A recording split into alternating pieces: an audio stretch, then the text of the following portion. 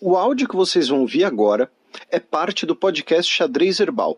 Caso vocês queiram ouvir mais sobre esse assunto e outros temas de política internacional, é só ir em xadrezverbal.com. Bem, passemos agora para o cheque, no qual eu e Felipe daremos o tradicional peão pela nossa quebrada latino-americana.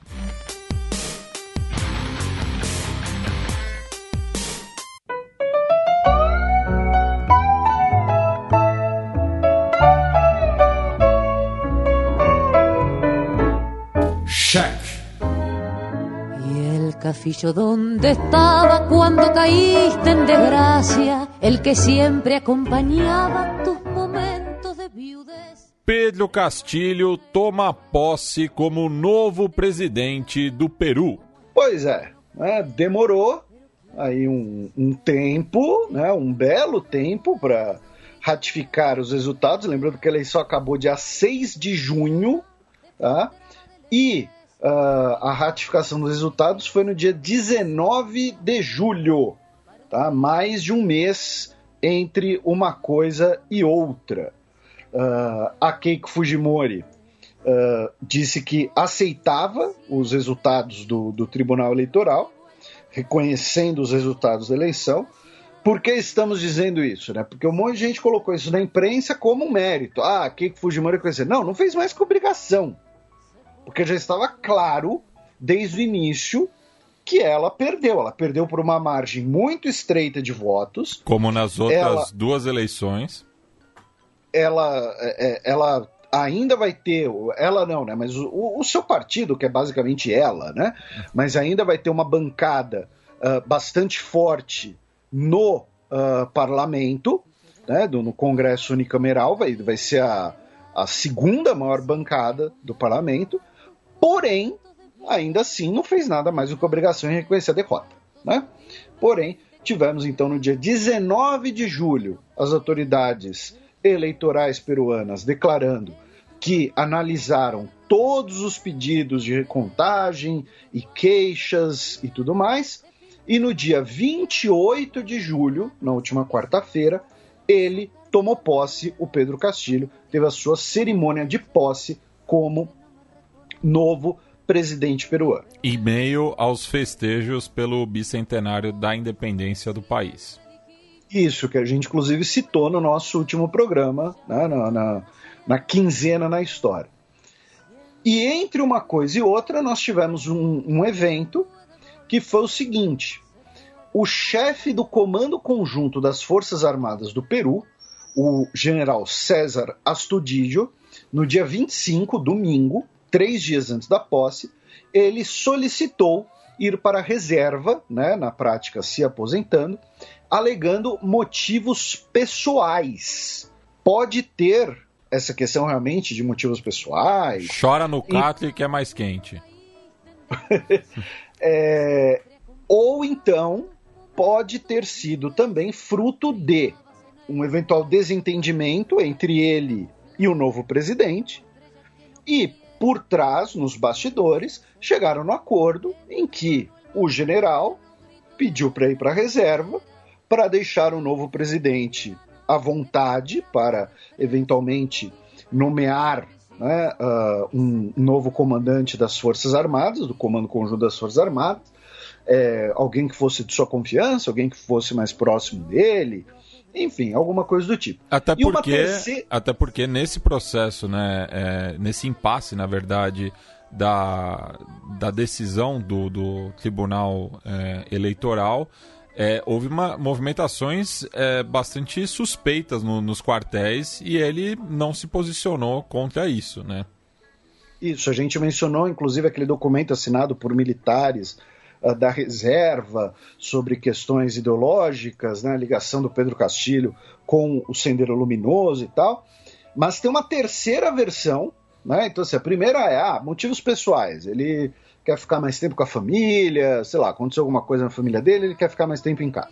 Segunda versão, ele não simpatiza com o presidente disse, olha, quando eu assumir, então eu vou ter que te demitir, para evitar uma crise, para evitar um desencontro, então ele renunciou mais cedo.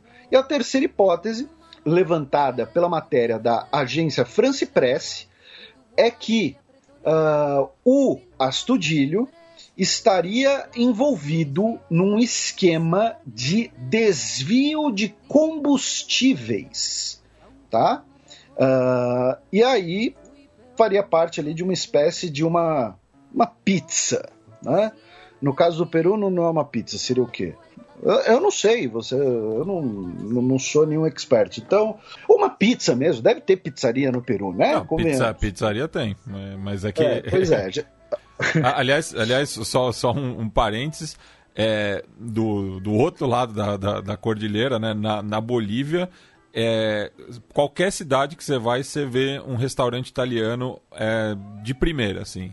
Os bolivianos adoram a culinária italiana. Mas também, quem não gosta? É massa e gordura e açúcar em cima de você, então assim... Né? E assim, a culinária italiana não seria nada sem a contribuição andina, né? Tomate e batata. Exatamente, a gente sempre fala isso, né? Então tivemos esse detalhe, né, esse desencontro aí na véspera da sua posse entre a declaração da vitória e a sua posse. O seu discurso de posse, né, foi bastante extenso, tá? Agora, antes do discurso em si, vamos falar da cerimônia, né, de posse, já que ela contou com a presença de diversas, né, autoridades estrangeiras. Foi interessante notar, por exemplo, a presença do Sebastián Piñera, presidente chileno, né, país fronteiriço ao Peru, um presidente de direita, inclusive. E um país que ainda tem diversos litígios com o Peru por conta, né, da Guerra do Pacífico. O Guilherme Lasso, vizinho do Equador, que também tem algumas questões pendentes, né? E a gente sempre destaca isso, que a última guerra que aconteceu entre dois países sul-americanos foi entre Peru e Equador em meados dos anos 90, por conta da região do Cenepa, na fronteira entre os dois países. O Alberto Fernandes, da Argentina. O Ivan Duque, da Colômbia. Daí a Argentina é um aliado tradicional do Peru. O Ivan Duque, da Colômbia, também país limítrofe, também um governante de direita. E o Luiz Arce, da Bolívia, né, sendo que, assim, lembrando que Peru e Bolívia chegaram a criar uma confederação, né, uma coexistência no século XIX. O Brasil... E o Castilho é muito próximo tanto do Arce quanto do Evo, né? Inclusive, viralizou um vídeo dele com o Evo dizendo que os peruanos aprenderam muito da luta com os bolivianos. O Brasil foi representado pelo vice-presidente, Hamilton Mourão. Ele viajou, inclusive, em um avião da Embraer, o KC-390, o nosso querido Jeff até postou isso lá no Twitter, né, o Jeff Nascimento, e algumas pessoas até teve ali um estranhamento. Então é interessante, primeiro, que o KC-390 ele é um avião cargueiro, porém ele também pode ser modificado para transporte executivo internamente, e principalmente o motivo do Brasil ter feito essa escolha muito provavelmente foi para o avião servir de vitrine, ou ser até mesmo visitado por militares e políticos peruanos, já que o Peru vai substituir parte da sua frota cargueira, das suas forças armadas, que constitui de Antonovs um pouco mais antigos, mas principalmente foram adquiridos de segunda mão da Ucrânia. E aparentemente o Peru está com problema de obter peças sobressalentes, manutenção e tal, então aparentemente seria mais vantajoso para o Peru trocar a frota do que custear a manutenção desses aviões. Então, muito provavelmente o vice-presidente do Brasil viajou nesse avião para que ele sirva de vitrine para uma potencial venda ao Peru. O Uruguai foi representado pelo seu ministro de Relações Exteriores, o ministro de Relações Exteriores do México também esteve presente, e o rei Felipe VI Bourbon da Espanha esteve presente. E isso que acabou sendo, para mim, o mais interessante do discurso do Pedro Castilho. Porque ele, né, obviamente, ele falou que o Peru, né, a sociedade inca, foi destruída por invasores que construíram uma coisa em cima, que o Peru precisa romper com os símbolos coloniais, com amarras da colonização, que é importante valorizar a cultura tradicional peruana, a herança dos incas e tal. Tudo isso na frente do rei da Espanha. Né? Então, só por isso já foi legal. Não, e teve o lance também de falar que ele não vai governar desde o Palácio Pizarro, que justamente é o centro do poder executivo, leva o nome do conquistador ali do Império Incaico, né? Isso, e nesse caso é interessante, especificamente esse trecho do discurso, acho que tem duas coisas legais da gente contextualizar, da gente debater um pouco. A primeira é que essa coisa de não vou governar do palácio, ela ganha um pouco um tom em vários países, de uma espécie de demagogia. De demagogia fiscal, né? Não vou governar do palácio porque é muito caro, eu vou governar da minha casa, eu vou levar água, né, da minha casa para o expediente, eu não vou usar o dinheiro do contribuinte. Lembrando que o Donald Trump, por exemplo, fazia esse discurso, que ele queria governar da Trump Tower, porque não usaria o dinheiro do contribuinte. Só que, por exemplo, no caso do Donald Trump, e também no caso brasileiro, aqui no Brasil, acho que um candidato que tinha esse discurso era o João Amoedo. E o próprio Collor também, né? Que acabou indo para casa Collor, da Dinda. Assim, você ter que adaptar uma outra residência para ela se tornar uma sede de governo é um processo muito caro. No caso dos Estados Unidos, então, nem se fala, porque todo o aparato de segurança, você criar o aparato de segurança necessário do presidente dos Estados Unidos em torno da Trump Tower, iria simplesmente paralisar o trânsito de Nova York, iria gerar uma repercussão muito negativa. No caso do Pedro Castilho, o discurso dele não é fiscal, é esse discurso de ser um símbolo colonial, como você mencionou o nome do Pizarro, tanto que ele disse que vai apresentar uma proposta do Palácio ser cedido ao Ministério da Cultura para que seja transformado em um museu. Então é uma questão muito mais simbólica, né, do que fiscal de gastos e tudo mais. E daí já está vindo uma crítica por outro lado de que essa adaptação do Palácio Presidencial para o museu seria bastante onerosa também. Exatamente. E até porque ainda não foi estabelecido direito de onde ele vai governar. Falou talvez do Palácio da Prefeitura, alguma coisa assim. Ou do palácio, de outro palácio residencial da própria presidência peruana. Tem um outro caso próximo aqui também do Mujica, né? Que também não quis sair da chácara dele lá perto de Passo de la Arena.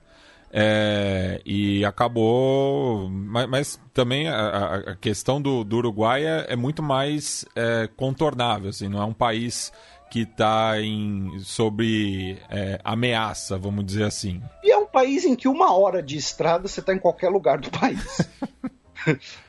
Vamos colocar essa também. Nada é longe no Uruguai. 1 hora, talvez. Eu já fiz de Montevidéu a Rivera, na fronteira com o Brasil, dá 6 horas de ônibus. Enfim, é muito próximo. 6 horas de ônibus é o quê? 4 horas de carro? Por aí, Então, assim, no caso, essa decisão do Pedro Castilho é uma decisão muito mais de simbologia política do que fiscal, porque como você mesmo adicionou muito bem, pode acabar saindo até mais caro do que governar do Palácio da Casa de Pizarro, né? E a segunda questão, e que é uma coisa que a gente comenta, por exemplo, no nosso Fronteira sobre o México, acho que até esse momento a gente não tinha citado ainda o Fronteiras Invisíveis nesse programa, lembrando que temos um Fronteiras Invisíveis sobre a Olimpíada, inclusive a história dos Jogos Olímpicos, mas nós temos um Fronteiras Invisíveis duplo sobre a história mexicana. E por que eu estou falando do México? Porque no final do século XIX... Porque, afinal, temos um do Peru também. E temos um no Peru. Mas o México ele é fundado, né, como Nova Espanha, ou seja, ele é fundado ali como todos os outros estados hispanohablantes da América do Sul e também o Brasil, como uma ideia de ser um estado europeu no continente americano. Então, vai ser um estado ali com uma elite descendente dos colonizadores, com o idioma do colonizador, com a religião do colonizador, né, deixando heranças indígenas de lado, como, né, ou então, ou de lado, ou diminuídas, como povos bárbaros a serem conquistados, como no caso argentino, ou então romantizados, como no Brasil, com o Guarani, a valentia do indígena e tudo mais. No México, no final do século XIX, então, quando o México tem ali já os seus 70, 80 anos de fundação, durante o período do Porfiriato, né, ditadura do Porfírio Dias, ele vai investir muito na arqueologia pública. E qual que vai ser o novo discurso, né, do nacionalismo, da Fundação Nacional Mexicana? Olha, a gente não é um país que foi fundado ali em 1810, ali, com um grito de Dolores, alguma coisa assim. A gente não é um país que surgiu ontem. Nós somos herdeiros de grandes civilizações, né? Então você vai ter a valorização da Pedra do Sol como um símbolo mexicano, as próprias pirâmides como símbolos mexicanos. A UNAM, né, a Universidade Nacional Autônoma do México, tem um paredão com temas mesoamericanos também. Então, hoje, né, qualquer pessoa que visita o México vai lá e visita as pirâmides. Mas essas mesmas pirâmides, até 100 e poucos anos atrás, estavam completamente cobertas de vegetação, de terra. Então, o México vai fazer um trabalho de uso político da arqueologia para falar, olha, o México não é um país que foi fundado ontem. O México é herdeiro de grandes civilizações, de grandes culturas. Eu não sei se o Pedro Castillo vai chegar a tanto, mas o discurso dele é um pouco nesse sentido, de falar, olha, né, o Peru não começou só 200 anos atrás com um país de hispânicos, brancos, católicos. Né? Você tem outras culturas, você tem outras tradições, e nós temos a herança inca, que também é uma herança de uma grande, né, civilização, com estradas e sistema de agricultura extremamente desenvolvido e tudo mais. Então, nesse sentido, eu achei também interessante. Agora, saindo da parte mais simbólica, a gente já mencionou, né, aqui no programa, já explicamos aqui no programa, e o nosso ouvinte vai se lembrar, porque assim, né, quando se fala do Pedro Castillo na mídia, especialmente vai ser, ou então ele é a ameaça comunista, ou então ele é um salvador revolucionário. E a gente já mencionou aqui no programa que em diversas questões sociais ele é um cara bastante conservador, bastante tradicionalista, talvez seja uma palavra melhor, né? Como questões como casamento entre pessoas do mesmo sexo, aborto de gestação. E por que eu estou falando disso? Porque ele falou... E também cabe lembrar que ele fez o juramento com a mão sobre a Bíblia. Isso, e... Não tem essa ruptura, né, com a Igreja Católica, que ainda é bastante influente na sociedade peruana, como em outros países da região. Se você pensasse num integrante do Sendero Luminoso, provavelmente seria o livro do Mao, não sei. O livro vermelho. Do Mao, tá, gente? E por que eu tô falando disso? Porque ele falou que, por exemplo, questões de segurança, né, são uma das questões mais sentidas pelo povo, que a polícia não está fazendo o suficiente para controlar segurança local, devemos expandir sistemas de rondas no país, fortalecer a participação cidadã na polícia e para que a comunidade, junto com a polícia, possa ter uma segurança pública eficiente. E aí ele também disse que as Forças Armadas tem a finalidade de garantir a soberania e independência do país e que jovens que não estudam e não trabalham deverão se alistar no serviço militar e que as Forças Armadas terão um papel em projetos de desenvolvimento no Peru, tá? Promoveremos o ingresso ao serviço militar voluntário. Então, ao contrário do que algumas pessoas falaram, ele não está defendendo aqui um alistamento obrigatório. O que ele está basicamente falando é o jovem que não estuda e não trabalha e, no caso... Né, que é a geração Nini, né? Ni trabalham, ni estudiam. Que é neném no Brasil, né? E o que ele está falando é, olha, você tem esse grande número de pessoas... afetados inclusive pela pandemia, o desemprego, né, sempre afeta os mais jovens, muitas vezes afeta os mais jovens, não necessariamente sempre, né? E ele falando, olha, essas pessoas a gente vai incentivar que se aliste no exército para que tenham um trabalho, tenham ali as refeições por dia, tenham disciplina e contribuam para o desenvolvimento do país. Eu vou falar uma coisa que eu acho que muita gente vai ficar pé da vida, eu acho que inclusive talvez o Matias vai ficar pé da vida. Mas quem falava muito disso na campanha presidencial era o próprio Bolsonaro, por exemplo. Quando ele falava que no exército a molecada ia aprender a escovar os dentes, higiene pessoal, que o problema o jovem brasileiro não tinha higiene pessoal porque não tinha que servir mais o exército brasileiro. Aí teve lá a famosa reunião ministerial, que foi publicado o vídeo, tá lá o Paulo Guedes defendendo umas ideias ali, não vou poupar aqui uns adjetivos, né, o mandaloriano, mas falando, não, a gente tem aqui uma massa de recrutas que ganham aqui R$600 por mês, sei lá quantos reais por mês, e a gente pode botar eles para construir estrada, para abrir estrada, é mão de obra boa e barata. Então, assim, é basicamente isso que o Pedro Castilho está falando. Só que ele não está falando de um serviço militar obrigatório. Muita gente falando de serviço militar obrigatório, o que aparentemente não é verdade, tá? Então, assim, a frase dele é: promoveremos o ingresso ao serviço militar voluntário, tá? Como falar, olha, você jovem que não estuda, não trabalha, está aí desencantado, desalentado, você tem essa opção. Que é mais ou menos o mesmo discurso, por exemplo, das Forças Armadas dos Estados Unidos. Be the best you can, aquele tipo de coisa, e vai fazer lá os postos de recrutamento na saída dos high schools, né? Então, ou nas community colleges, e vai tentar pegar os caras que estão... o jovem que... Sem perspectiva. Que acabou o estudo, não tem grana para fazer faculdade. Nem crédito. Isso, exatamente. Então, um pouco isso.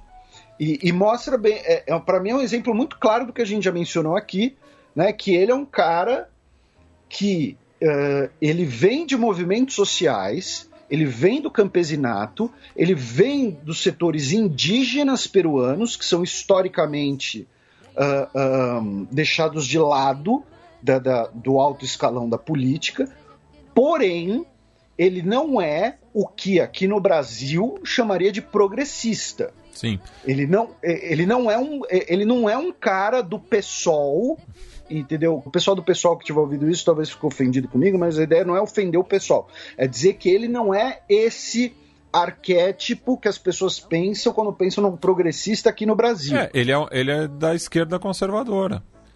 Talvez seja melhor dizer tradicionalista, né? É que assim, porque, tradicionalista, no contexto peruano, implicaria que ele fosse dos partidos tradicionais de esquerda do país. É que ele é de uma legenda nova e que daí tem a sua própria agenda, né? Então, que dialoga, né, com parte do conservadorismo peruano, principalmente do campesinato, né? E nesse aspecto também... no discurso dele, ele deu ênfase, pensando na questão da segurança pública, das rondas campesinas, né? Ele falou que ele quer expandir esse sistema pelo país, no qual a população organizada faça a sua própria segurança, né? No que ele chamou de segurança cidadã. Então, e é algo que no México também tem crescido bastante, né? Então, esse é um dos pensamentos que ele tem no contexto da segurança pública, assim como a bravata xenófoba, né, que ele lançou, generalizando, mas também não apontando para ninguém diretamente, de dizer que os delinquentes estrangeiros teriam 72 horas para deixar o país, o que é uma mensagem bastante vaga, né? Até porque o que seria o delinquente estrangeiro nesse caso? Né? Ele também falou de combate à corrupção, toda essa pauta também, né? Que, lembrando, o Peru, né? A questão da corrupção é muito forte por conta da Lava Jato peruana, por conta da Odebrecht, por conta dos últimos presidentes todos terem sido investigados ou presos ou afastados por questões de corrupção. Ele disse que vai dobrar o orçamento de educação do país e que todas as escolas do país terão internet, expandir também o acesso à água potável, né? Ou seja, e também nesse aspecto da educação, ele anunciou a criação do Ministério da Ciência e da Tecnologia para tentar conter a fuga de cérebros. E aí quem vai liderar vai ser o astronauta Marcos Puentes.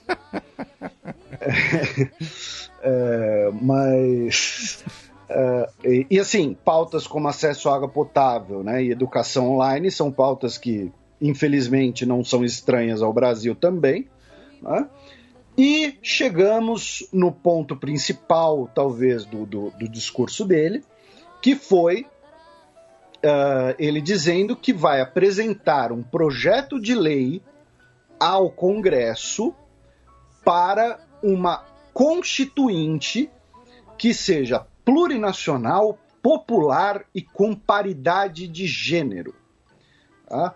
A constituinte fazia parte da campanha dele, inclusive. Tá? Ele disse que quer colocar políticas inscritas com cotas para povos nativos, originários, afro-peruanos, organizações populares e tudo mais. Nesse sentido, vamos fazer uma discussão aqui, inclusive fazendo um paralelo com a situação do Chile, né, que está com uma constituinte. E aí tem uma semelhança também, né, porque cabe lembrar que a atual Carta Magna peruana ela é posterior ao autogolpe do Fujimori em 1993, e ela não tem a previsão de um mecanismo como esse, né, da convocação de uma constituinte. Por isso que o Castilho vai tentar passar isso no Congresso para que seja da forma mais democrática possível, nas palavras dele. Então, você tocou já num ponto que eu queria tocar, que é, no Chile era quase unânime a ideia da necessidade de uma nova Constituição devido ao vício de origem da Constituição que vigorava desde 1980, que foi uma Constituição outorgada, né, ou seja, veio de cima para baixo, durante o pinochetismo, aprovada por um referendo que foi marcado ali por manobras do governo para aprovação. Então, ele era fruto de um período claramente ditatorial. A Constituição do Peru, ela é de 1993, como você mencionou, já é o período autoritário do Fujimori, só que tem uma discussão, e aqui a gente vai entrar na discussão muito mais política, né? Nem eu, nem o Matias somos peritos em legislação peruana, né? Salvo engano, inclusive o nosso querido Thiago Hansen entrevistou no podcast dele, Salvo o Melhor Juízo, um constitucionalista peruano por conta do caso Odebrecht. Depois eu vou até conferir com ele. Mas, o que acontece? A Constituição peruana, ela foi elaborada por uma constituinte eleita. E essa Constituição, que foi elaborada por uma constituinte eleita, depois foi aprovada via um referendo popular. Então, alguém pode virar e falar, então ela é sim uma Constituição democrática. Mais ou menos. Por quê? Por dois motivos. Primeiro, a constituinte que elaborou ela foi formada por uma eleição em que vários movimentos de oposição ao autogolpe do Fujimori boicotaram. Então, foi uma constituinte plural, mas, ao mesmo tempo, também ficou ali meio esquisito. Tá?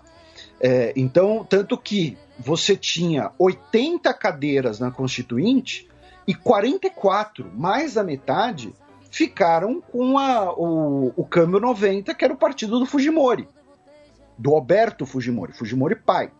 A segunda questão é que, quando o referendo foi realizado, você já tinha basicamente uma ditadura no país, a propaganda teria sido enviesada, a campanha a favor da nova Constituição teria sido beneficiada, e não tinha Tribunal Constitucional instituído, porque o Fujimori havia dispensado os juízes que estavam empossados, e ainda não tinha um Tribunal Constitucional que pudesse fazer, como é que eu posso dizer, um exame prévio de constitucionalidade do próprio texto constitucional ou então da realização do referendo. Então, essas são as duas discussões especialmente. É claro que, e aí outra coisa interessante, é que a eleição para a Constituinte, ela teve 72%, tá, de comparecimento. E, 72% de comparecimento é um número altíssimo, então a galera foi votar mesmo. E 1/4 dos votos foram declarados inválidos. Então, assim, muita gente fala, onde você tinha uma maior participação de movimentos indígenas, onde você tinha o fujimorismo indo não tão bem, teve muito voto inválido. Porque, assim, vou repetir, 1/4 dos votos foram jogados no lixo. Tá? Foram declarados inválidos. Então, no caso do Chile, era muito claro que a Constituição era fruto de um período ditatorial, não democrático. No caso do Peru é meio nublado. Tem gente que vai falar que não, a Constituição foi elaborada como uma constituinte, eleita, ela é democrática, ela foi aprovada no referendo, não tem como mudar nada. E vai ter gente falando, não, mas peraí, teve o boicote da oposição, teve o autogolpe do Fujimori, teve os votos inválidos, não tinha Tribunal Constitucional. Então é uma discussão muito mais com nuances do que no caso chileno.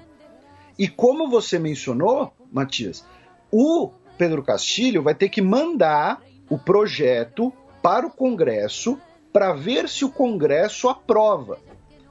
E assim, não tem nada que indique que isso vai ser tranquilo. Por quê? Porque dos 130 assentos do Congresso, o Peru Livre tem 37.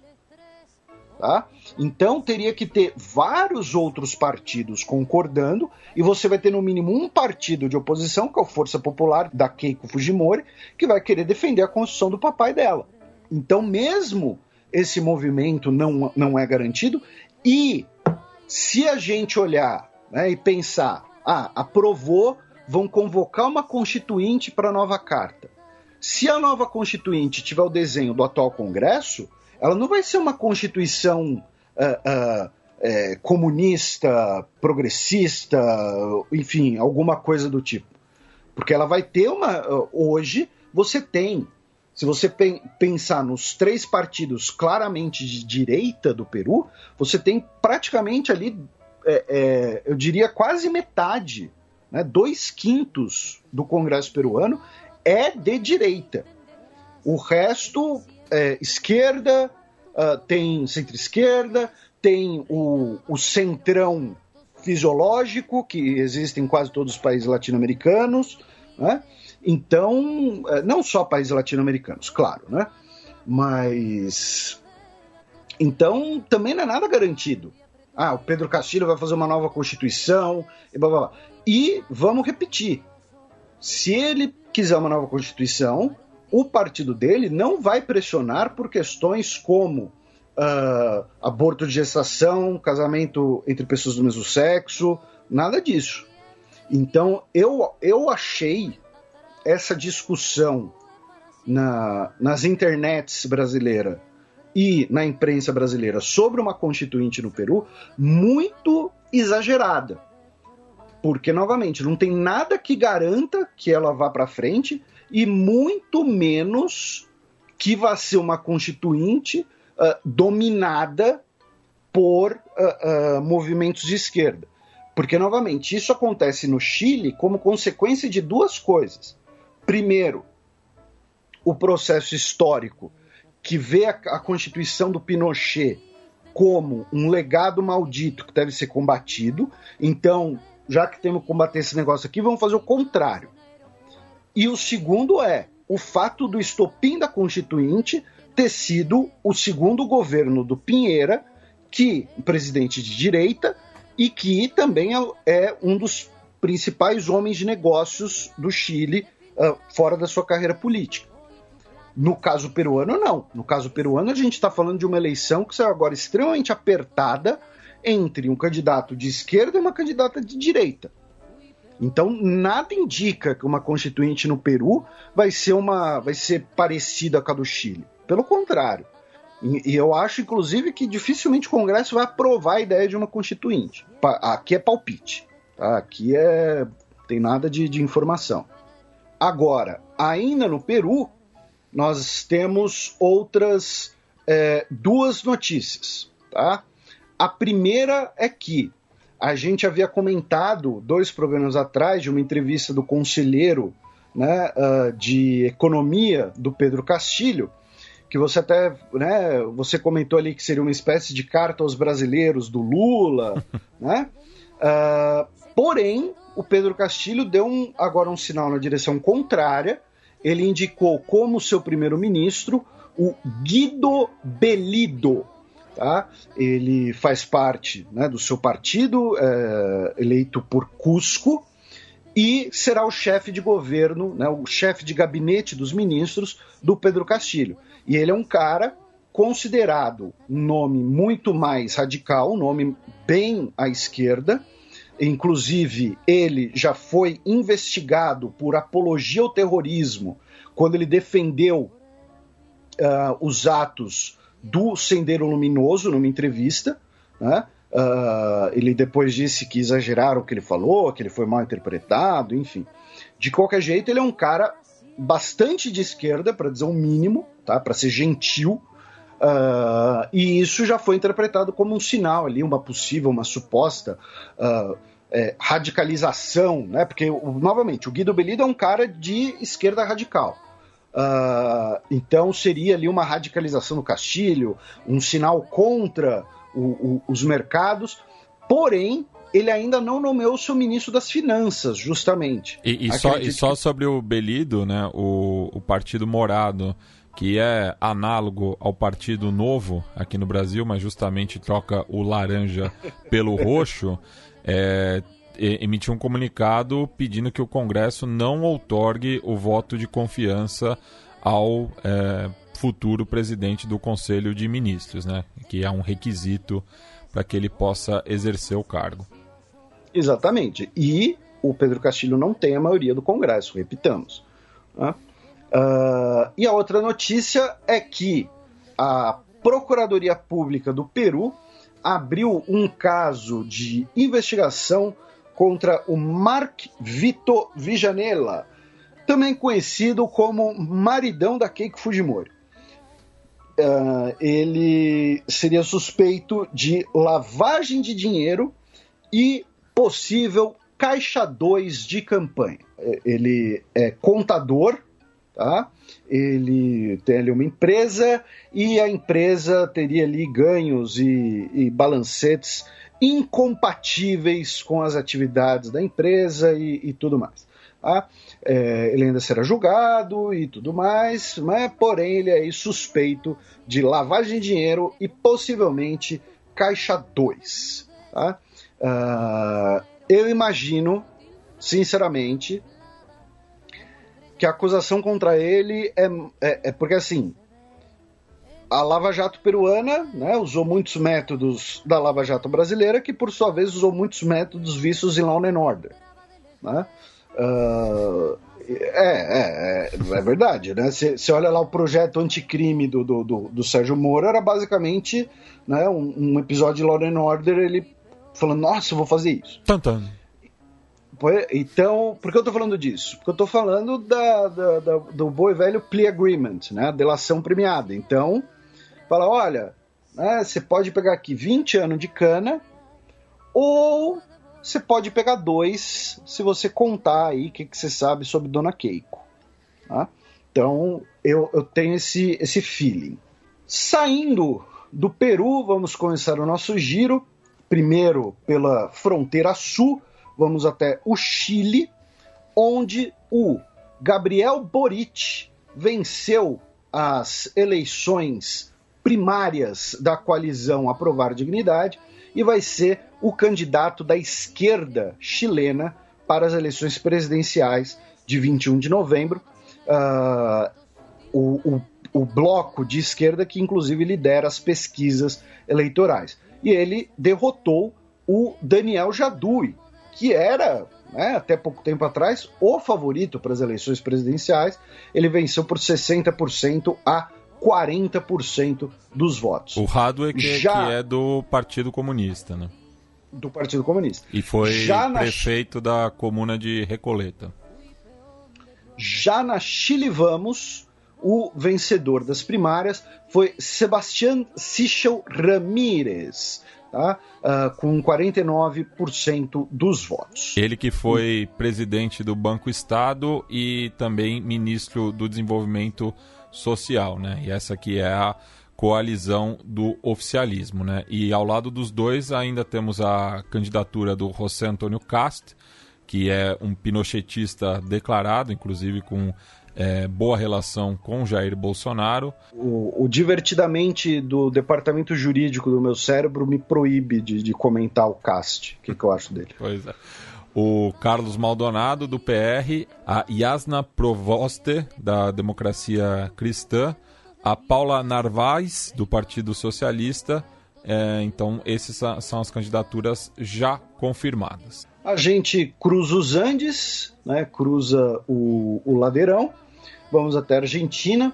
A gente mencionou no último programa, né, que o governo argentino estava negociando, né, parte da sua dívida externa para evitar um calote, né, como popularmente chamado, né, de calote, antes das eleições vindouras, e o acordo foi publicado e o governo argentino vai pagar 230 milhões de dólares ao Clube de Paris e outros 350 milhões de dólares ao FMI, tá? Como parte ali de um acordo que vai, em compensação, abater, né, parte da dívida argentina em geral.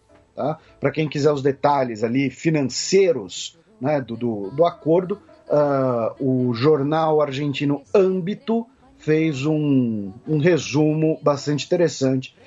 Lembrando que o Clube de Paris é basicamente, né, uma associação de países e bancos, né, que emprestam dinheiro e que, obviamente, depois precisam ser pagos. Né? E também em relação à Argentina, nossos vizinhos, tal como aqui, estão na beira de uma emergência hídrica, já que o Rio Paraná está com a sua menor vazão em 70 anos. Tá? Devido à falta de chuvas, queimadas, todo tipo de coisa que a gente vê aqui no Brasil. Inclusive o Rio Paraná, né, é um rio que nasce aqui no Brasil. Falando em Brasil, chegamos aqui ao nosso país com algumas notícias. A primeira delas é que foi encerrada, né, no penúltimo fim de semana, dia 17 de julho, a 13ª cúpula da CPLP, né, a Comunidade dos Países de Língua Portuguesa, foi realizada em Luanda, capital de Angola. E aí, inclusive, fazer um comentário, eu não lembro se a gente fez no último programa ou não, mas de qualquer jeito, muita gente comentou, né, que o vice-presidente Hamilton Mourão foi até Angola interceder pelo Universal. Não. Ele também fez isso perante o governo angolano, a gente já vai até falar mais disso, e os nossos ouvintes sabem da treta da Universal em Angola, porém ele foi para representar o Brasil na CPLP. Tá? O motivo da viagem foi isso. Ele não foi lá para ser o advogado do Edir Macedo. Ele aproveitou que estava lá e foi advogado do Edir Macedo. Tá? A CPLP, e essa cúpula anunciou o acordo sobre mobilidade entre os Estados-membros, que pretende facilitar a circulação de pessoas entre os países lusófonos, fornecendo diretrizes gerais para acordos bilaterais. Então, o que isso quer dizer? Na prática, não vai ter um grande acordo da CPLP. Os países vão ter que assinar acordos bilaterais entre si. Por quê?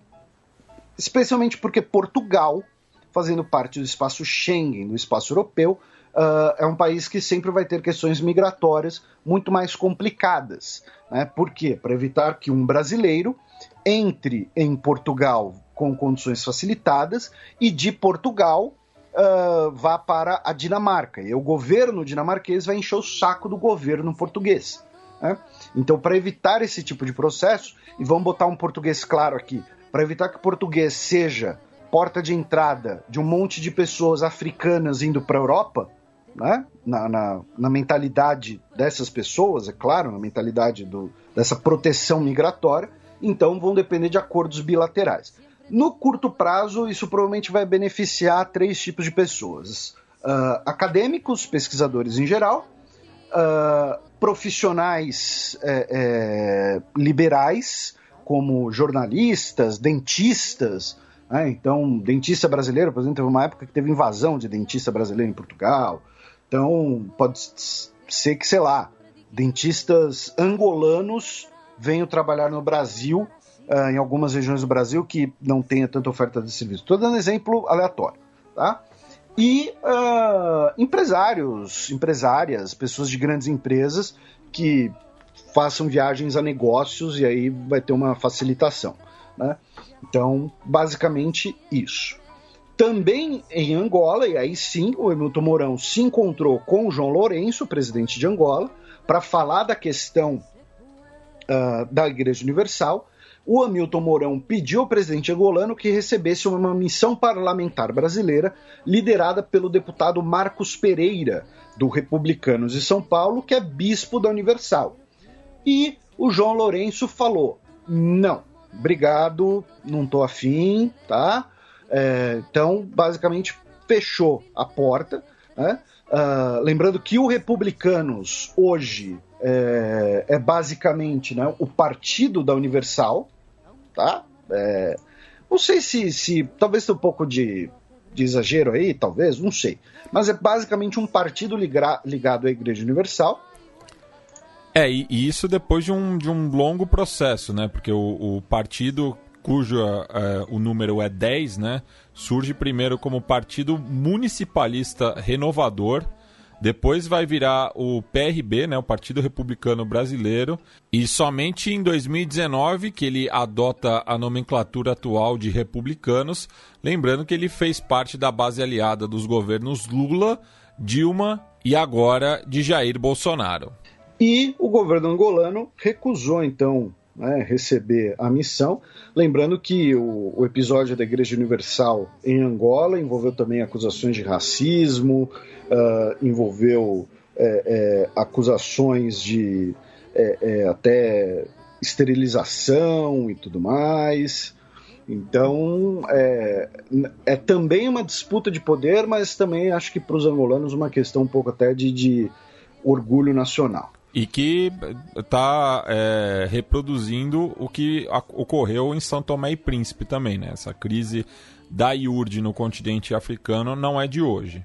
Aí, no dia 19 de julho, tivemos a cerimônia dos 30 anos da Agência Brasileiro-Argentina de Contabilidade e Controle de Materiais Nucleares, né, que foi assinada em 91, né, fruto ali da aproximação entre os bigodudos, entre o Sarney de um lado e o nosso querido Raul Alfonsin. O acordo foi assinado em 91, no México, já no governo Collor, e é basicamente o seguinte: o Brasil prestar contas das suas atividades nucleares à Argentina, a Argentina prestar contas das suas atividades nucleares ao Brasil. Por quê? Para cooperação, para criar o grande o grande reator do Cone Sul, alguma coisa assim. Não. Basicamente superar desconfianças, porque o Brasil tinha um programa nuclear bastante avançado, a Argentina, durante suas ditaduras militares, temia que o Brasil tivesse uma arma nuclear, então queria desenvolver a sua também, e aí com a redemocratização dos dois países, olha, vamos criar aqui um mecanismo de transparência em relação aos materiais nucleares, que aí garante que um não vai ficar com medo de uma corrida armamentista do outro.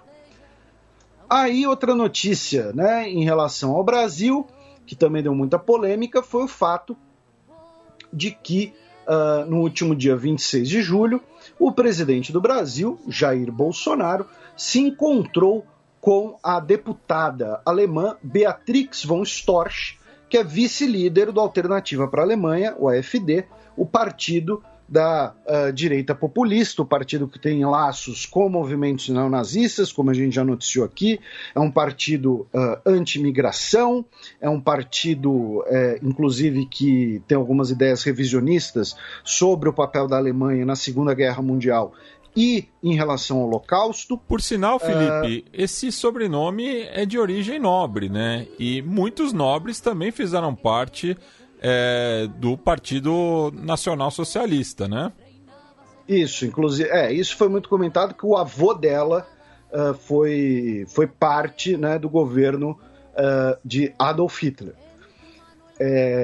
Nesse caso do avô dela, eu vou até ser sincero aqui, vai ter gente dizendo que eu tô, sei lá, passando pano. E todo mundo viu que na foto tá o Bolsonaro, todo sorridente, né? O sorriso do Bolsonaro na foto tá gigantesco, né? E junto com a Beatrix von Storch, ela tem um senhor do lado. O cara é o marido dela, tá, gente? Não é... Todo mundo ficou, mas quem é esse cara? Quem é esse cara? O cara é o marido dela. Mas o mais curioso do avô dela é que depois do suicídio do Hitler, ele se tornou o primeiro-ministro da Alemanha. O Karl Donitz virou o presidente e ele virou o primeiro-ministro, né? Ele foi foi condenado por crime de guerra e tudo mais, mas assim, em relação a isso, eu achei que o pessoal pegou um pouco no pé, pegou um pouco pesado, porque não é mais Roma, não é Império Klingon de alguém pagar pelos preços do avô, pelo preço dos ascendentes, né? Inclusive aqui no Brasil, por exemplo, a gente tem várias pessoas no debate público que o Delfim Neto foi signatário do AI-5, nós temos filhos de signatários do AI-5 no debate público brasileiro e, né, já diria craque Neto, ninguém fala nada. Então, assim... não sei, do Roberto Campos Neto falam bastante. E não estou comparando o nazismo com o AI-5, tá? Mas, enfim.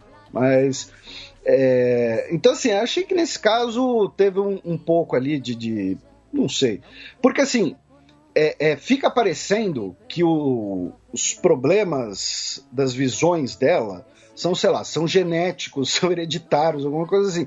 Quando o fato dela ser a vice-líder do AfD já é fato suficiente para poder cair matando, entendeu? Não, assim, eu até fiz a provocação, mas é que mostra, assim, que ela vem de uma linhagem, justamente esse revisionismo também tem essa questão familiar. Eu acho que isso...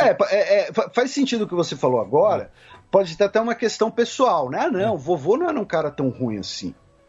Vovô era um cara legal. Ele só trabalhou pro governo. Vovô não fez nada.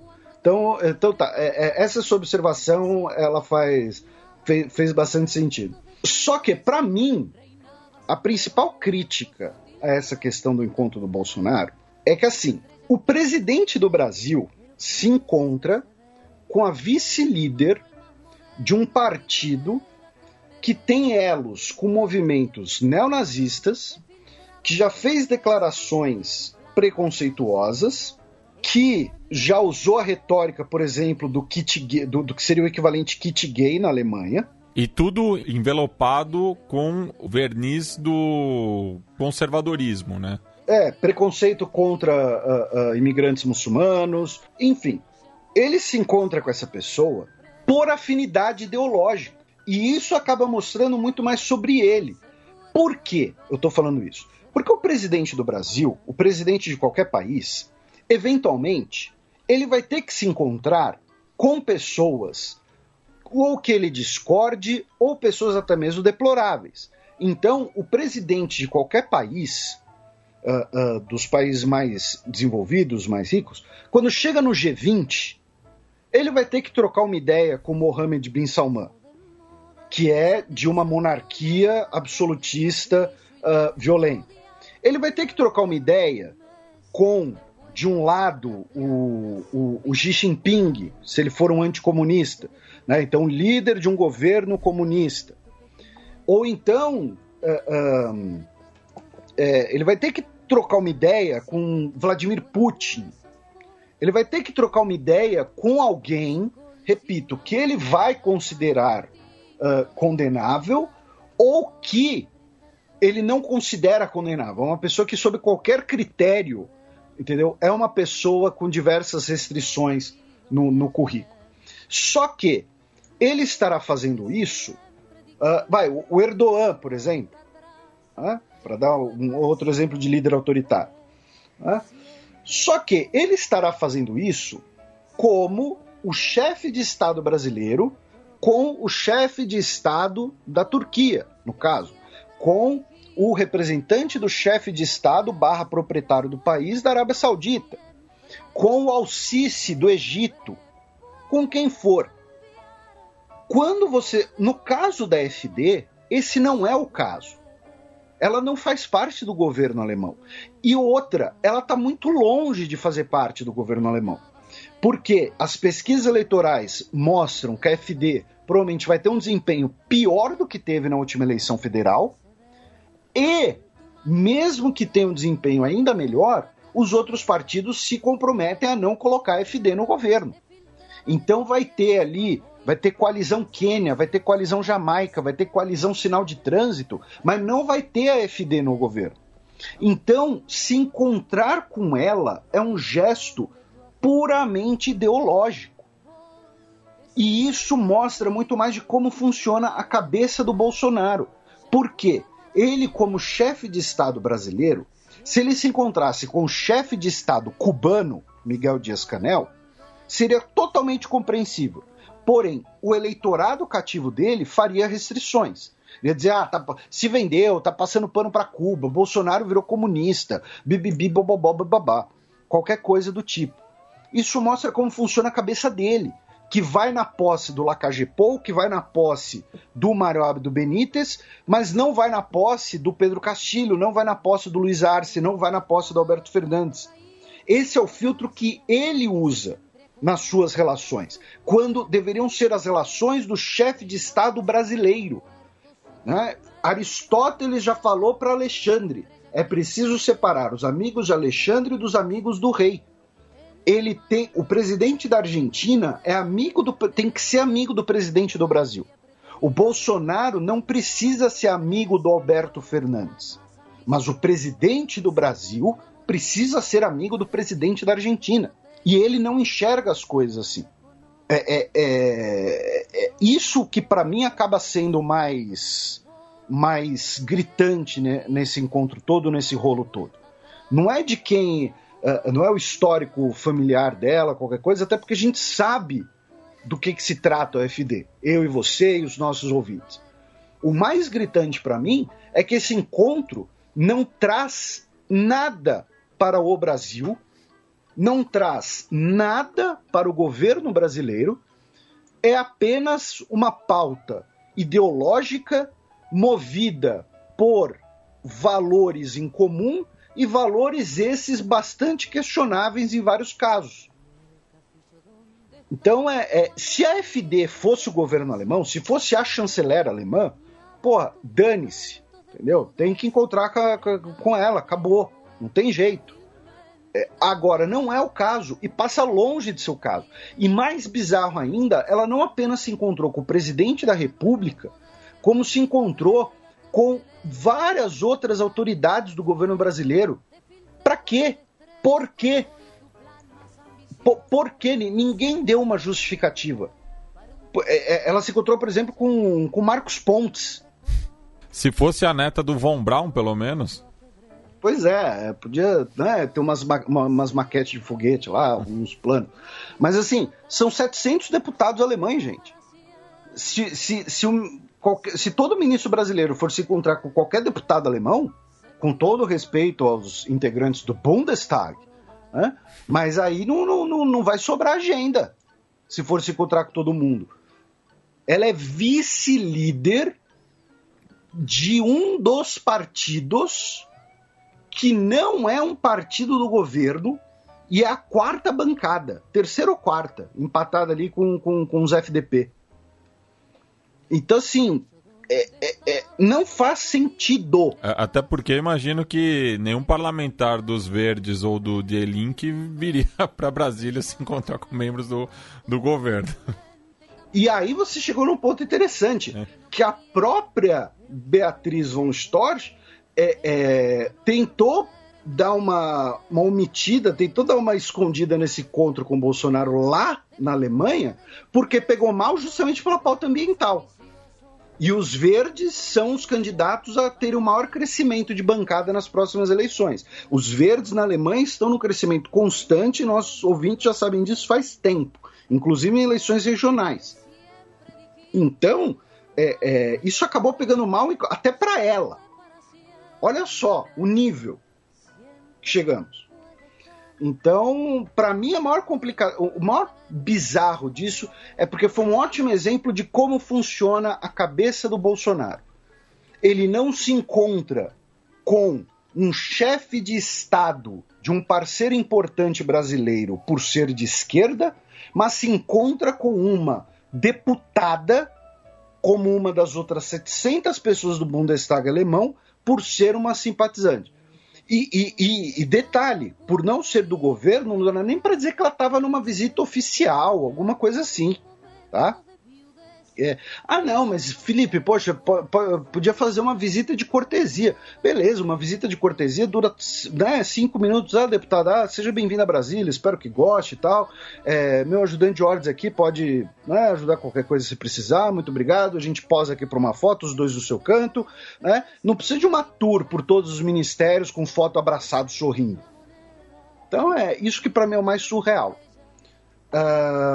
Ainda no Brasil, como a gente mencionou anteriormente, mas confirmando, o sítio Roberto Burle Marx, que fica em Guaratiba, no Rio de Janeiro, foi inscrito na lista do Patrimônio Mundial da Unesco como um patrimônio cultural pelo seu impacto no desenvolvimento do jardim tropical moderno por meio da combinação de ideias criativas do movimento modernista com tipologias locais e plantas tropicais. A consagração da principal obra do paisagista brasileiro e se tornou o 23º elemento nacional, incluindo na lista de patrimônio mundial. Então tá aí, um abraço a todo mundo que trabalha no Burle Marx. Do Brasil, nós vamos para a Venezuela, onde o presidente Nicolás Maduro falou que as conversas com a oposição vão começar em agosto, mediadas pela Noruega no México. Tá? Então vai ser basicamente uma conversa quadripartite e, claro, ele não faria esse anúncio sem ao menos um sinal positivo dos Estados Unidos. Então, muito provavelmente, os Estados Unidos, via embaixador, alguém, falou, olha, vamos fazer o seguinte, vocês chegarem num acordo com a oposição, a gente aqui vai tirar a sanção aqui, tirar a sanção acolá, tudo mais. Obviamente, o governo venezuelano falou, não, os Estados Unidos não pode mediar essa conversa. Então, quem vai mediar a Noruega, que é a Suíça com bacalhau, um país quase neutro, digo quase porque é parte da OTAN, e no México, que hoje tem um governo de esquerda, um governo que não é um apoiador incondicional do Maduro, mas também não é um crítico incondicional, e é ali perto, clima legal, clima bacana, boa culinária. E sempre bom lembrar que o México, tradicionalmente, é um país mediador na região.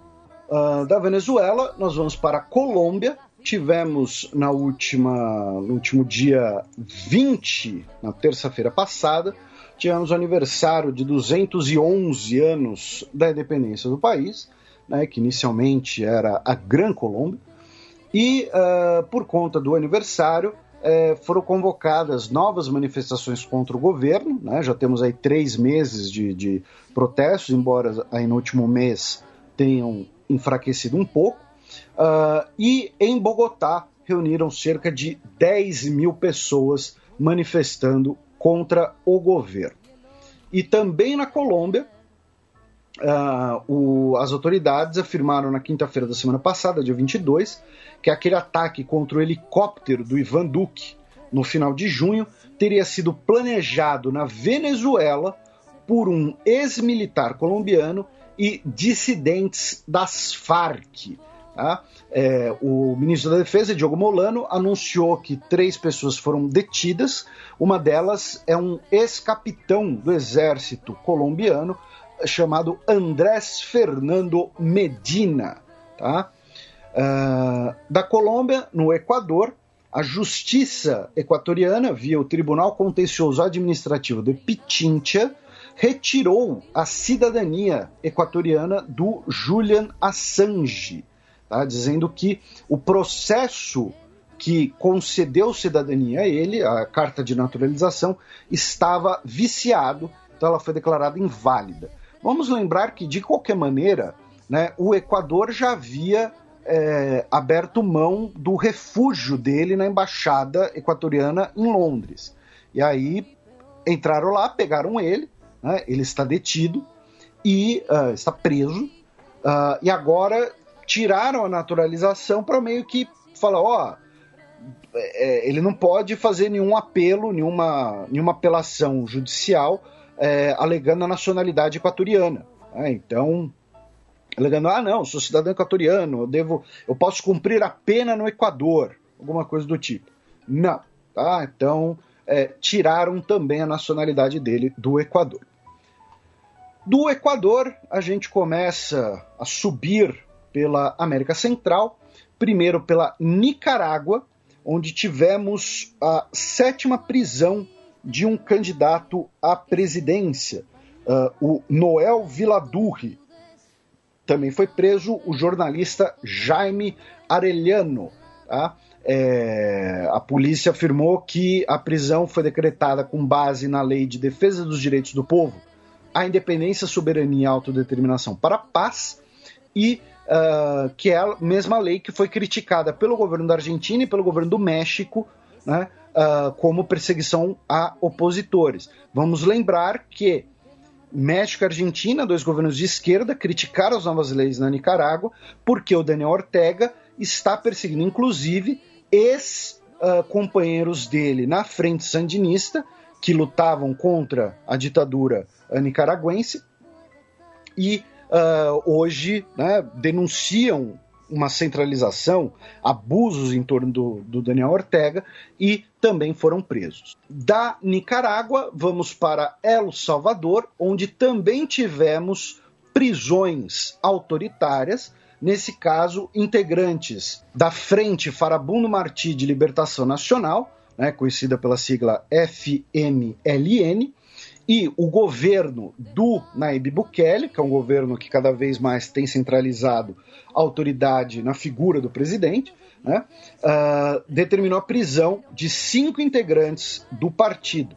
Segundo a advogada desses políticos, que foi ouvida pelo site brasileiro Opera Mundi, pelo Lucas Stanislau, faz parte de um escárnio público dos envolvidos, ou seja, a prisão preventiva é para que as pessoas pensem que essas pessoas já são culpadas, já são criminosas, não respeitando a presunção de inocência e o devido processo legal. Foram presos a ex-ministra da Saúde, ex-ministro da Fazenda, ex-vice-ministro de Ciência e Tecnologia, ex-vice-ministro da Agricultura e um ex-deputado. Tá? Também tem mandado de prisão pendente para outros 5 pessoas, inclusive o ex-presidente Sánchez Serén. Tá? A advogada comentou na entrevista que todas as ações conduzidas pela polícia foram ilegais. Quem quiser ler a entrevista na íntegra, vá lá. Mas Felipe, eu não gosto desse site. Dane-se, é para você ler a entrevista, para você ouvir o que a pessoa está falando. Tá?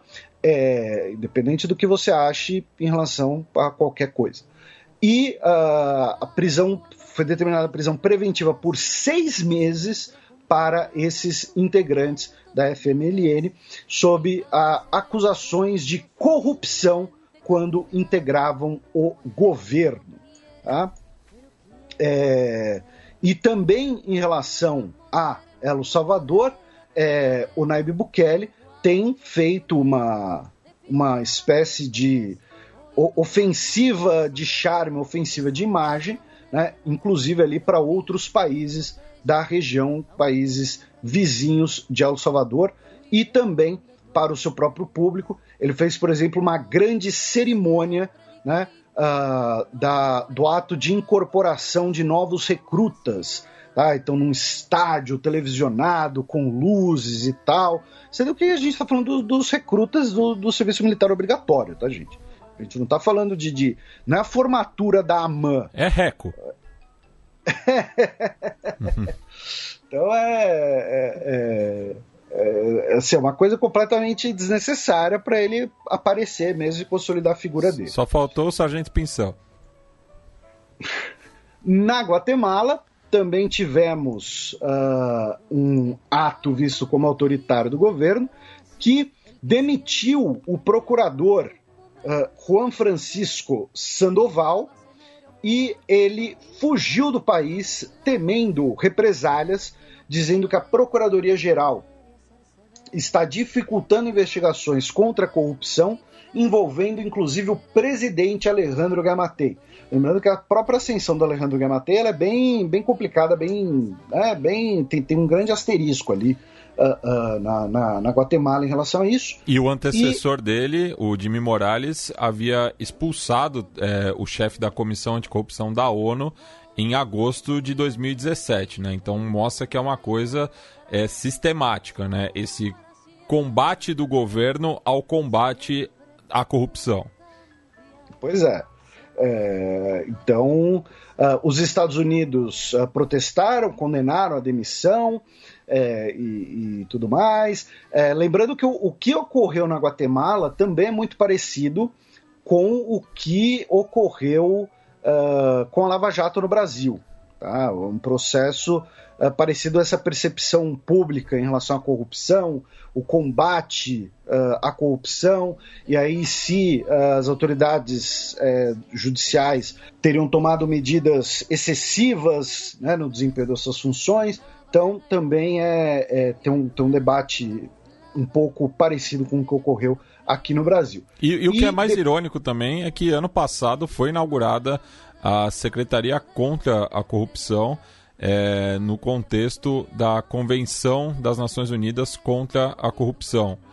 E estava presente justamente a Maria Consuelo Porras Argueta, que é a procuradora-geral do país e que é o pivô, né, da expulsão do Juan Francisco Sandoval.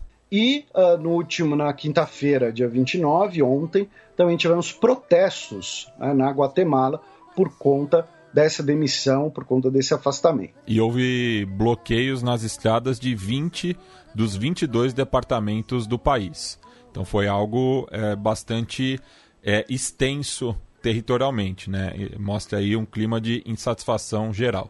Da Guatemala, vamos para o México, né? Continuamos ali no território maia, onde o López Obrador propôs a criação de um organismo para substituir a OEA. Né? Ele fez essa declaração durante a 21ª reunião de ministros da Comunidade dos Estados Latino-Americanos e Caribenho. Ele disse que a substituição da OEA por um organismo verdadeiramente autônomo que não seja lacaio de ninguém. O que ele está querendo dizer? Uma OEA sem Estados Unidos, né? Porque a OEA ela é criada ali no início, né, da Guerra Fria, como uma maneira de institucionalizar a influência política dos Estados Unidos nos países americanos no hemisfério. Tá? Isso não é teoria da conspiração, isso não é coisa de professor esquerdista, isso é parte das intenções declaradas em carta pelo Harry Truman, tá? Então presidente dos Estados Unidos, que a OEA era para viabilizar esse concerto político no continente americano. A questão, meu querido López Obrador, nem tão querido também, mas porque, né, fica aí negando a pandemia e tudo mais, mas é que assim, foi que nem quando o governo brasileiro implodiu a Unasul e substituiu, entre aspas, pela ProSul, que também já não existe mais. O que não falta na América Latina é criar novas organizações internacionais. Sempre com aquela mentalidade de, não, essa vai, agora vai, agora vai, agora vai. Sendo que deveriam se preocupar em viabilizar uma ou algumas das que já existem. A própria CELAC, onde ele estava falando. Né? A CELAC é uma organização que hoje anda bastante esvaziada. Ela foi criada, curiosamente, a CELAC ela foi criada para ser a OEA sem Estados Unidos. Ela foi criada para isso.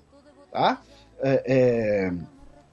Então, assim, faz muito mais sentido, né, você viabilizar a OEA e a CELAC. O Brasil, inclusive, se afastou da CELAC, né, é importante lembrar, com o Ernestão e o Bolsonaro, mas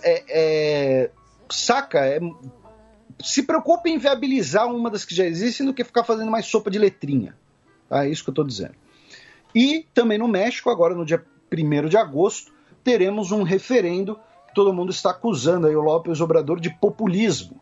Por quê? Porque o referendo é perguntando, basicamente, se o presidente da República e ex-presidentes da República podem ser processados por corrupção. E claro, todo mundo vai dizer sim. Então por que está fazendo o referendo? Porque não tem previsão na lei? Segundo os críticos, tem. Tá? Já está no artigo 108 da Constituição do México. Tanto que nós temos um ex-presidente mexicano que já foi julgado, o Luiz Echeverría. Então, falam que o López Obrador, na verdade, ele quer apenas, né, fazer um populismo, aparecer, tal, porque, né, eu vou combater a corrupção, vou combater isso, não sei aquilo, mas que seria desnecessário. Né? Sinceramente, não tenho como cravar. E aí do México, vamos para Cuba. Novamente, agradeço a todo mundo que comentou em relação ao nosso último programa. Foi um trabalho foi um programa bastante trabalhoso, né? Nossa, acho que foi eu arrisco dizer que foi o mais trabalhoso até hoje, em termos, eu e o Felipe apenas. Foi realmente bastante. Eu saí daqui do estúdio umas 7 da manhã. Então, assim, agradeço aí todo mundo que prestigiou o nosso trabalho, que viu méritos no que a gente fez, e especialmente em temas muitas vezes muito complicados para serem abordados com um tempo devido, né, em grandes veículos de mídia e tudo mais. Então, agradeço. Antes da gente falar de Cuba, das notícias de Cuba, teve uma coisa que 2 pessoas comentaram, meio que me desafiando em relação ao que eu falei sobre corrupção em Cuba. Eu imagino que talvez sejam ouvintes novos, porque imagino que a maioria dos nossos ouvintes, seja os que concordem muito com a gente, seja os que concordem pouco com a gente, seja de direita, de esquerda, enfim, a gente está até ouvinte monarquista, né? Também eu não consigo entender como uma pessoa pode ser monarquista, mas ela é nosso ouvinte, tudo bem. Mas uma coisa que a gente não faz aqui é ficar contando lorota a partir de discurso oficial, discurso idílico, tá? A gente às vezes erra, a gente faz retificação e tal, mas teve 2 pessoas me desafiando, entre aspas, a citar, mostrar alguma coisa sobre corrupção cubana, corrupção em Cuba, como assim eu falei, né, de corrupção em Cuba e tudo mais. Então, por exemplo, eu queria citar a seguinte frase, tá? Abro aspas. A corrupção corrói as instituições, os valores e a moralidade de Cuba e da Revolução. E por isso precisamos combatê-la onde estiver. Essa frase foi declarada quando foi criada o escritório do Controlador Geral em 2011. E quem falou essa frase foi o senhor Raul Castro. Então, assim, se o Raul Castro cria uma organização para combater a corrupção, se o Raul Castro, ao anunciar essa instituição, fala da corrupção, fala dos riscos da corrupção, fala de casos concretos, tá? Como, inclusive, que foi quebrado por essa mesma instituição, a companhia Riosasa de alimentos, que era funcionava ali como uma daquelas subsidiárias que eu citei no último programa. Se o Raul Castro fala que tem corrupção em Cuba e que ela precisa ser combatida, quem é o internauta brasileiro para dizer, não, em Cuba não tem corrupção, vocês estão inventando, quero ver você mostrar as fontes, isso é discurso imperialista dos Estados Unidos. É muito provável, eu diria, até, que em alguns setores Cuba talvez tenha menos corrupção do que no Brasil. Inclusive, isso se tornou muito famoso lá durante a Lava Jato, justamente, quando o Marcelo Odebrecht disse que o único país em que não cobraram propina a ele foi Cuba. Ele falou, paguei propina no Peru, no Equador, na Argentina, o único país que eu não paguei propina foi Cuba. Mas isso não quer dizer que não exista, isso não quer dizer que não seja um problema, e quem diz isso é simplesmente Raul Castro, ex-presidente do país, irmão do Fidel Castro e um dos atores da Revolução de 1959. Então, assim, procurem aí caso Riosasa, procurem escritório da Controladoria Geral de Cuba, tá? Fiquem completamente à vontade, tá? Não estou aqui, a gente não está inventando absolutamente nada, repito, vocês podem concordar, podem discordar, tá? Matéria, por exemplo, no site da Agência F, Raul Castro declara guerra à la corrupción, sin contemplaciones, tá? De dezembro de 2011, tá? O artigo, mesma matéria da F de abril de 2010, acadêmico cubano disse que la corrupción y no la disidencia acabará com la revolución, tá?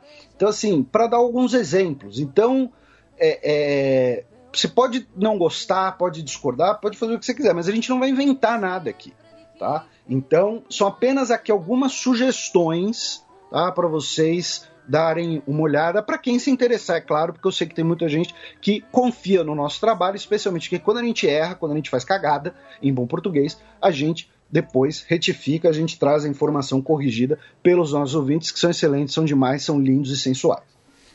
Vindo para, então, Cuba no programa de hoje, né? Os protestos em Cuba nas últimas 2 semanas diminuíram, os protestos continuaram muito mais nos Estados Unidos do que em Cuba, propriamente dita. Inclusive, no dia 17 de julho, dia seguinte ao que o programa foi ao ar, nós tivemos uma manifestação pró-governo em Cuba, que reuniu cerca de 100 mil pessoas, tá? Segundo ONGs e movimentos de oposição, nas últimas 2 semanas, tivemos 178 pessoas detidas, várias delas sem contato com parentes, com familiares, algumas delas depois foram libertadas, inclusive publicaram o que aconteceu. Uma delas é a jornalista do jornal espanhol ABC, a Camila Acosta, o José Daniel Ferrer, que é o secretário executivo da União Patriótica de Cuba, ele foi depois deslocado para uma prisão de segurança, de maior segurança, e isso foi declarado perante a imprensa. O Grupo de Trabalho das Nações Unidas contra Desaparecimentos Involuntários encaminhou um pedido para a representação de Cuba nas Nações Unidas para esclarecer alguns paradeiros dessas pessoas que ainda não haviam sido elucidados. O governo cubano também iniciou o julgamento de alguns dos envolvidos nos protestos. que começaram no dia 11 de julho. A oposição fala em até 500 julgamentos nos tribunais municipais, que têm acusações de delitos como desordem pública, que dão até 1 ano de prisão, até também condenações por crimes mais severos, como saques de lojas e atos violentos, que podem levar até 20 anos de prisão. Tá?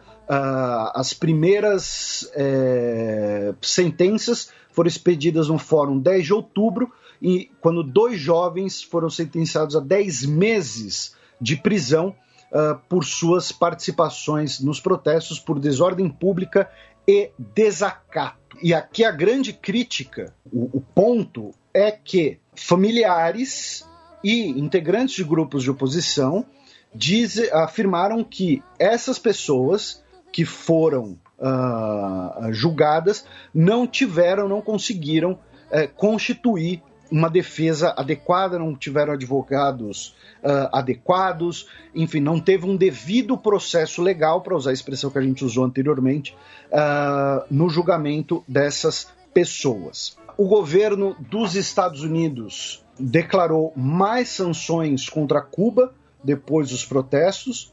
Segundo o presidente Joe Biden, esse é apenas o começo. Os Estados Unidos continuarão a punir os responsáveis pela opressão do povo cubano. As sanções foram impostas contra o general Álvaro López Miera, que seria o ministro da Defesa, e a parte do policiamento do Ministério do Interior, que é apelidado de Boinas Negras, né, que seria, como disse, parte do aparato policial cubano. Também tivemos novas sanções hoje, tá, dia 30, contra a Polícia Nacional Revolucionária, que é subordinada ao Ministério do Interior, e 2 dos líderes, né, 2 dos comandantes dessa Guarda Nacional. Só que assim, eu não consigo imaginar como essas sanções podem afetar os comandantes da polícia cubana, porque são caras que eu imagino que eles não têm investimentos nos Estados Unidos, eles não têm dinheiro no Bank of America, né? Alguma coisa assim. Então, não sei exatamente como isso pode afetá-los, né? Há também uma discussão sobre o envio de remessas de dinheiro para a ilha por cubanos que residem nos Estados Unidos, como isso pode ser feito, como isso eventualmente, se isso vai ser flexibilizado ou não. Falando em questões pandêmicas e também essas questões de sanções, a Rússia enviou 2 aviões com 88 toneladas de materiais para Cuba, incluindo alimentos, remédios, máscaras de proteção, e a Bolívia também anunciou que vai enviar um avião com mantimentos e suprimentos de equipamento de proteção para combate à pandemia. A embaixada cubana em Paris foi atacada com 3 coquetéis Molotov, e o governo cubano disse que isso foi um ato terrorista incentivado pelos Estados Unidos.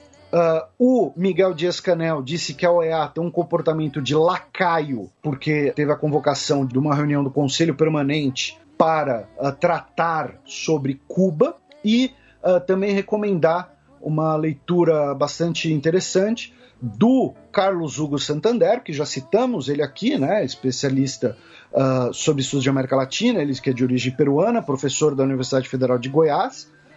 O nome, inclusive, é Universidade Federal de Goiás, né, mas os goianos devem chamar a Universidade Federal do Goiás.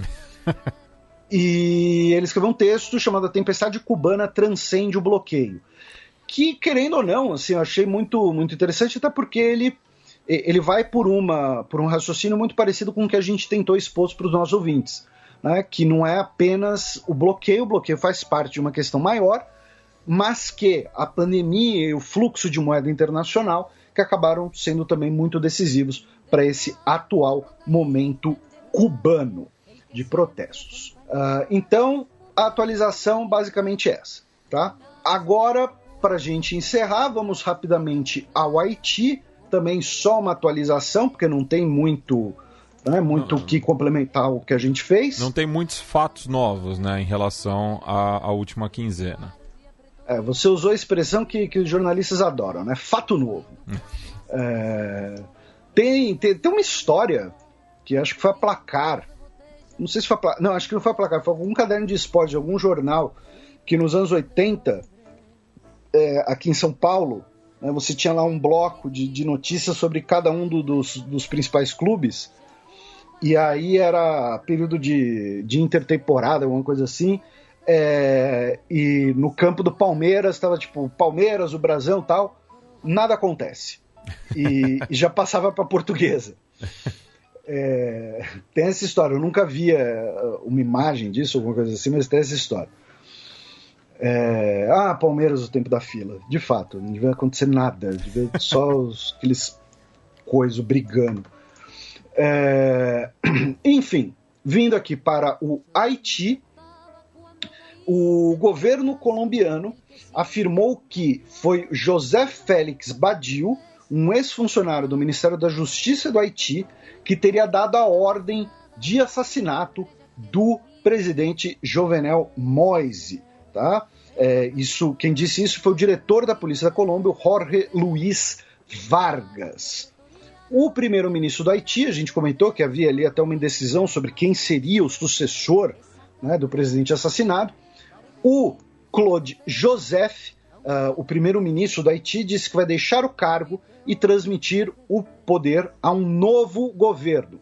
No caso, o Ariel Henry, que havia sido nomeado, inclusive, 2 dias antes do assassinato, que vai ficar no poder até a organização das novas eleições. Lembrando que essas novas eleições estão atrasadas há anos. Tá? E já que você citou a Colômbia também, Felipe, a vice-presidenta e ministra das Relações Exteriores, a Marta Lucía Ramírez, esteve presente no Haiti, né, para ver a situação dos seus 18 compatriotas que estão detidos, e ela também criticou, né, o governo local por não darem também as devidas condições jurídicas para que eles se defendessem, e diz que eles passaram por torturas, enfim, mas que, ao mesmo tempo, o governo colombiano quer que o caso seja resolvido e que, caso eles sejam julgados culpados, que seja feita